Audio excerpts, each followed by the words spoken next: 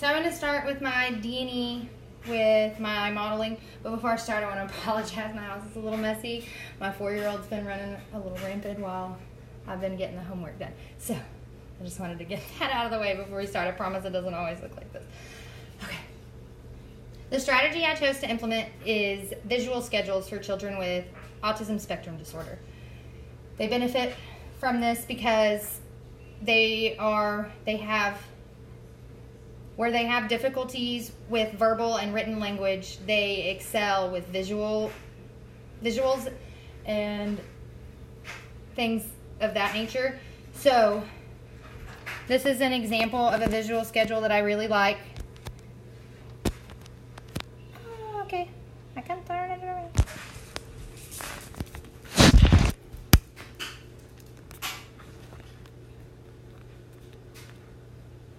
The students' names go on the top. This is to be done, and this is what we've already done. So the student is required at the beginning of the day, when they come into class, they move everything from the completed side to the needs to be done side. There are pictures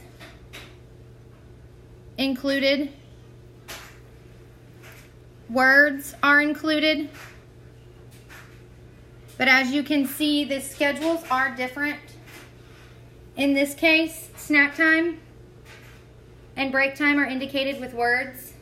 But here we have a student that struggles more with verbal and written language. So as you can see, there is just a picture of a snack. That way, they still know that it's snack time without being required to read the words. At the beginning of the year, this is modeled to the students. They know that it's time to switch. I'm a little old school. This is my man.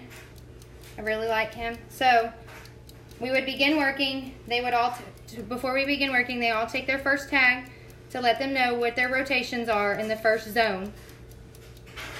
And it is color-coded. They know if it's a blue number that they go to the blue zone. A red number, they go to the red zone. And a yellow number, they go to the yellow zone. Within the zones, the stations are numbered 1, 2, and 3. And they know that they follow the order that is on their card. The cards have a spot to be placed within each zone. There's also labels on here for snack time, lunch time, specials, and dismissal, and morning meeting, because that's where we begin each day. This is the signal that it's time to switch.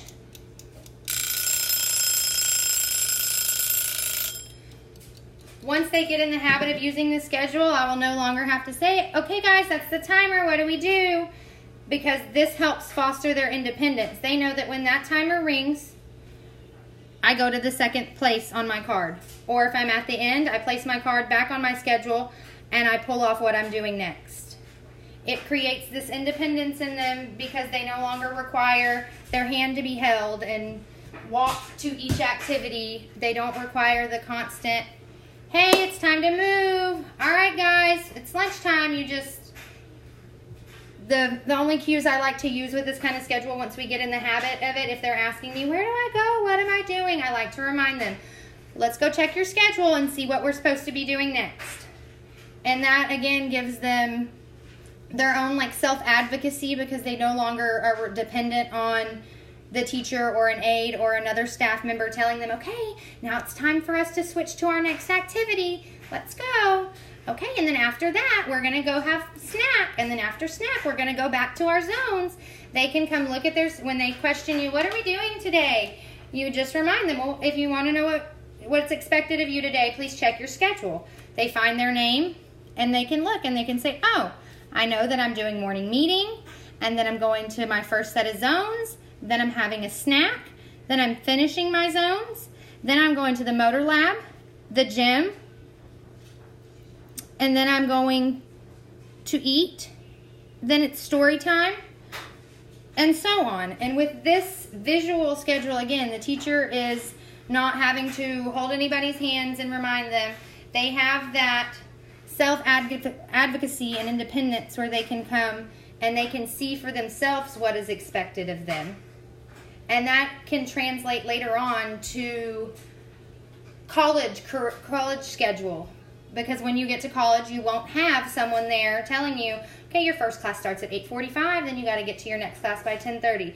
You know, they can create their own schedule, and then they can say, oh, just like when I was in school and Miss Ashley made me that great schedule, I can do that too. I just have to think of what I need to do. And then they're now self-advocating, and they're also fostering that independence that should be our goal as educators in special education and general education alike. And then that'll also translate to later on in life if they are functional enough to have a career or a job. Again, a boss at your job is not going to want to hold your hand and tell you when you're expected to come and what your duties are. But if you have a visual schedule, you can prompt yourself, or you can remind yourself. I personally like this visual schedule, but I can see where the benefits of a digital schedule would be, especially for an adult learner.